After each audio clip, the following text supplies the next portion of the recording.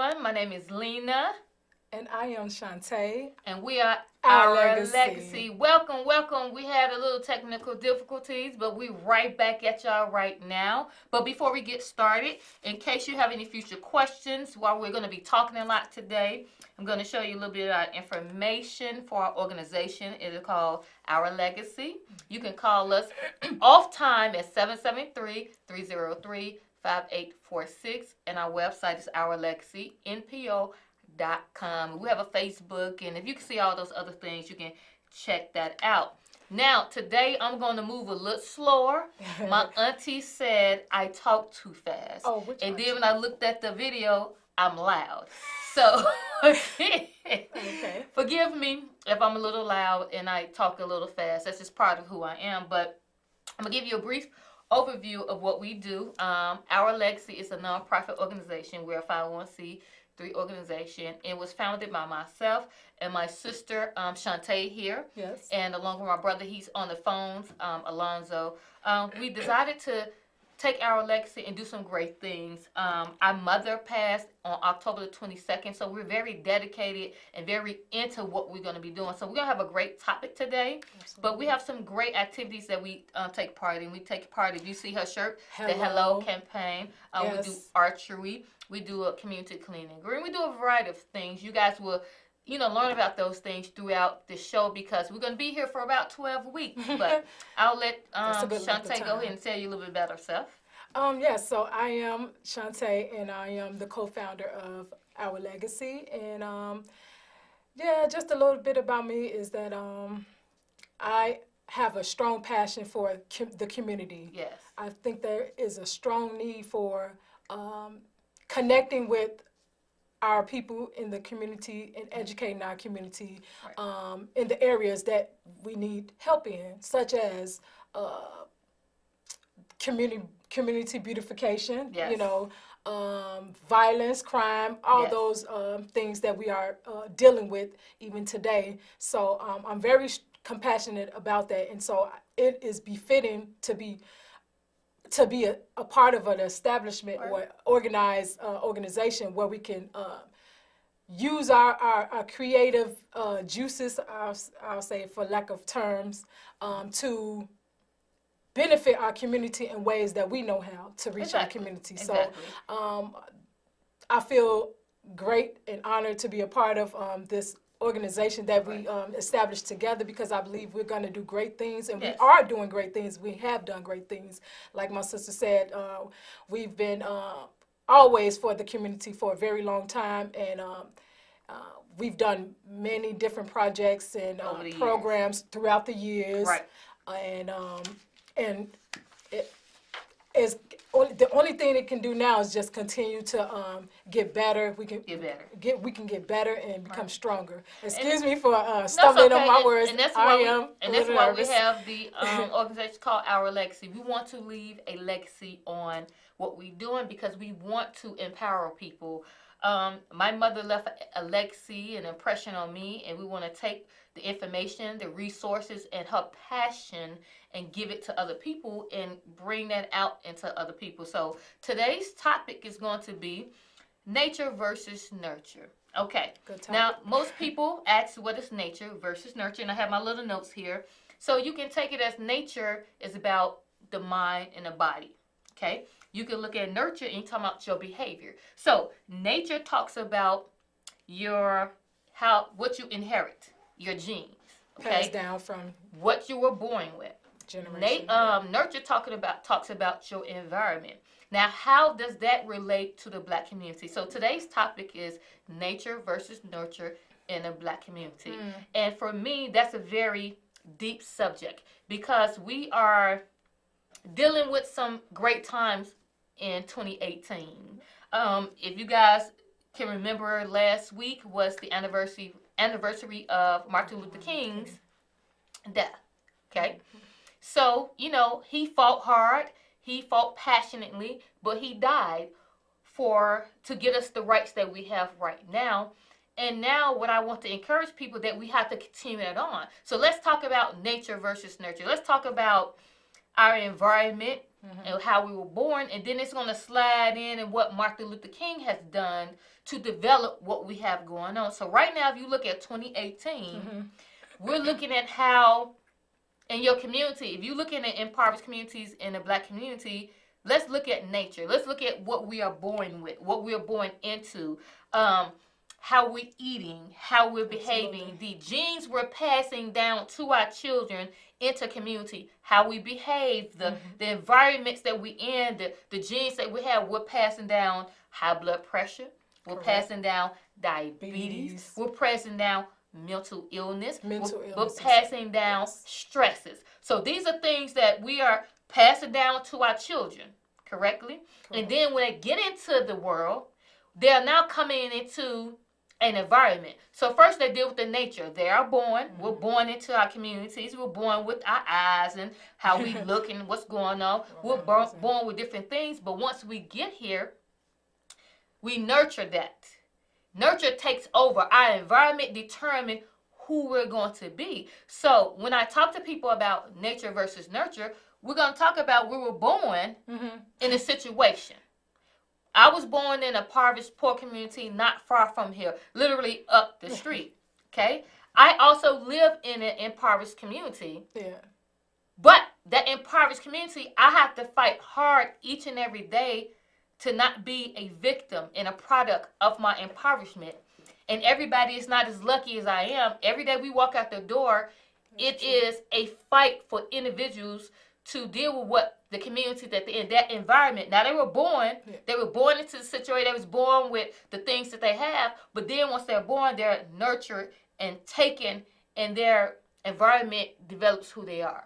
Go ahead. Yeah, I was just going to say, a lot of that has to do with not being educated of the fact that we are born inherently with these different issues. Is passed down from stress is passed down, people.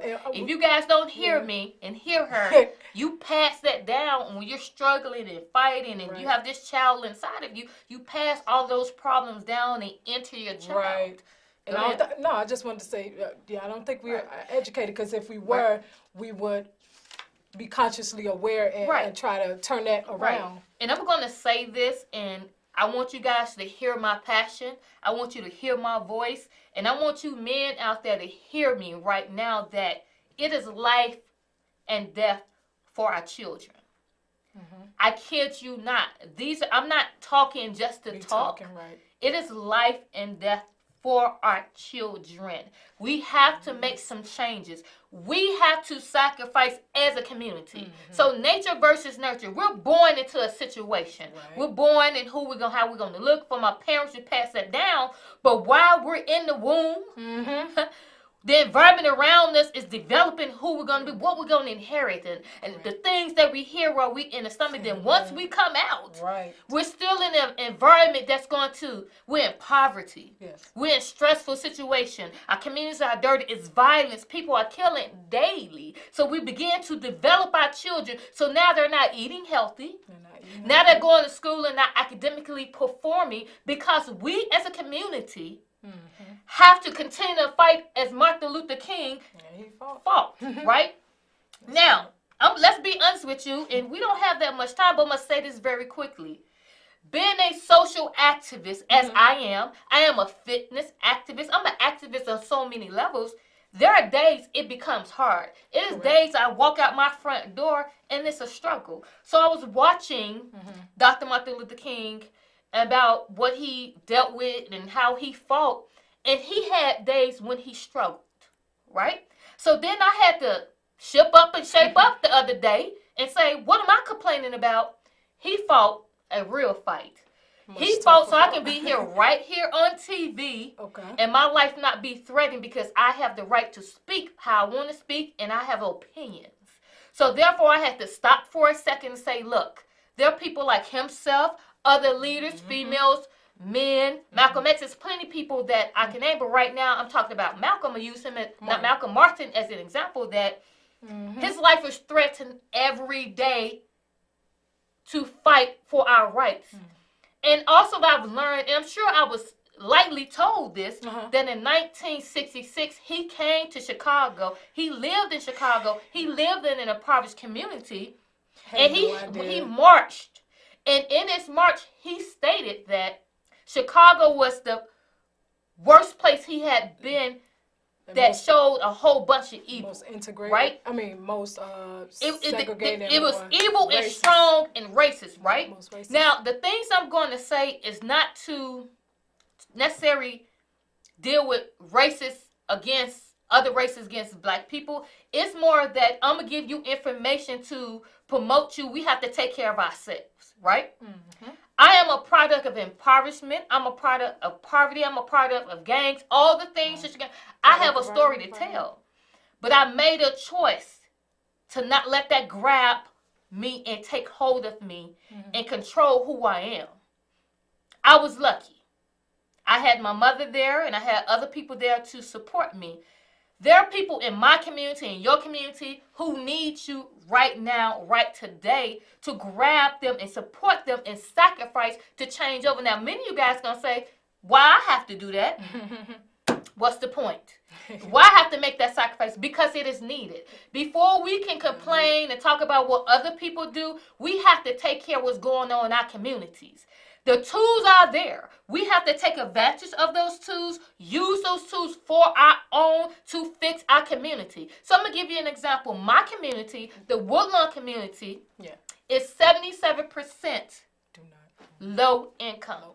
Do not own their own. I live in a community, a huge Woodlawn community, and this is information I got from the One Woodlawn organization. I went to community meeting, and it says that the stats in my community, that 77% of people are low income. We know what happens when we don't have the resources and the tools that happens in the community. Violence, gangs, drugs. Now, we can do common sense things to better our community. Just because people say you poor doesn't mean that you got the litter everywhere in your community. Right. That doesn't mean that your kids have to have to fail academically. Just because we are in a poor environment. Okay, that doesn't mean that you have to eat at every fast food restaurant 7 days a week, 3 times a day. So we don't have to be a product of our environment. We don't have to be a product in our environment. My mother was poor. I was poor. But I can tell you right now, I did not know I was poor. I promise you. And I ate at all these. Let me tell you, all those. Come on now. I didn't know I was poor until I became a teenager and went to high school. My mother took care of me. She cooked. She cleaned. All those good things. But before I keep rambling on, do you have more things to say? We're going to go ahead and let our brother come in a little bit and speak a little bit. Go ahead. I can talk, y'all. Y'all know. And I'm loud. My auntie told me I was too loud last time. And then I need to talk a little slower. No, just pretty much, like she said, we do not have to be a product of our environment. Just because we live in she's talking on me working on poor, impoverished areas and neighborhoods doesn't mean we have to act out on that poverty. We don't have to litter. We don't have to treat each other disrespectfully. We don't have to commit crimes and do all of these things that entails what impoverishment is. Right. You know, we just don't have to. We can defeat that. We can defeat that. What I'm going to go ahead and give you have some more to say? But I think that's about it for now, but it was good. I'll see you all next time. We're going to switch out, and then our brother's going to tell us if we're going to get more time or something like that. You can actually get out there. So I'm going to go ahead and play a little excerpt from Martin Luther King from our website, ourlegacy.npo.com. So I'm going to go ahead and get to that right quick. Let me get to that web thing. This is our website. I'm going to play this little video right quick. Let me see if I can do it. Like anybody, I would like to live a long life. Longevity has its place. But I'm not concerned about that now. I just want to do God's will. And He's allowed me to go up to the mountain. And I've looked over and I've seen the promised land. I may not get there with you, but I want you to know tonight that we as a people will get to the promised land.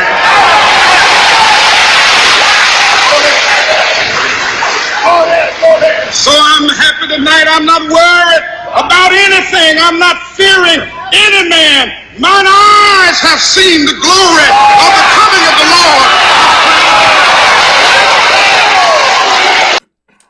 All right, now we have my brother back with us, Alonzo. Hey, everybody. And again, we're talking about nature versus nurture. And then now we into that piece about Martin Luther King and what he has done for our community. And I'll go ahead and allow. So, we are brothers and sisters, but he spent most of his time down south in Memphis, Tennessee. So he has more of a little bit understanding because he got a little bit more of that Martin Luther King knowledge because that's where Martin Luther King was assassinated. And today he reminded that in the same hotel that our Martin Luther King was killed in, our uncle died in.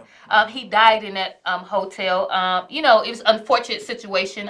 Life was hard for my uncle, and so he passed in the hotel. But he can tell you about, you was telling me earlier about one of the reverends was telling you that day and how it went. Oh, yeah. You're talking about his last speech, days, Martin Luther King. That speech. Well, the story goes that, and I heard this story directly from the Reverend Samuel Billy Kyles, who was there with him the night of that speech, and there the night he was assassinated. The story goes King had gone to Memphis, of course, for the sanitation workers strike, and the first time that he went, it didn't go well. There was some violence, there was some protests, and they urged him not to go back. He was determined to go back. He said, "No, we can't show them this weakness. We have to show them that we can successfully do a non-violent march." So, long story short, he goes back. The night that he gave that speech, he originally wasn't going to go to the church to give the speech. It was raining. It was bad weather. He wasn't feeling well. So when they got to Mason Temple, Reverend Kyles called him and said, "Man, you're going to have to come because these people are just shouting, 'We want Martin, we want King, we want King.'" So Dr. King, the Lorraine Motel was not too far from the church, so he drove to the church and he was tired, he didn't feel like it, but that's the speech we most remember him for. That's the speech we most remember more. And the reason why I bring that up because Martin Luther King fought hard for our rights, okay? And I'm going to show a quick video of his time here in Chicago. All right, so I'm going to go back to this web right quick, and hopefully I got it queued up at the right time. Let's see. I'm immune to it. Okay, I think I'm going to cue it a little bit right here. Let's see. Oh, I've been hit so many times, I'm immune to it. How do you feel about this reception? All right, so we'll have to wrap this up, you guys. Thank you, guys. We're sorry we weren't able to hear any of your calls, but next week is going to be better. So hopefully you guys tune in with us next week. It was a great conversation. If you want to continue this conversation, take the opportunity to go ahead and visit us at the website. And at our website, call us in. And lastly, I'm going to say this because this is very important. Let's go to my website. I want you guys to go here quickly to our community resources. There are a lot of resources here, a lot of events that's going on in the community. I need you guys to check that out. Please go here and visit. You may be able to utilize those resources. So thank you guys again. Thank you for joining us. And we had a great show. I'm definitely excited to be here for a couple of more weeks. And as I say, deuces. Peace out. Talk to you guys next week.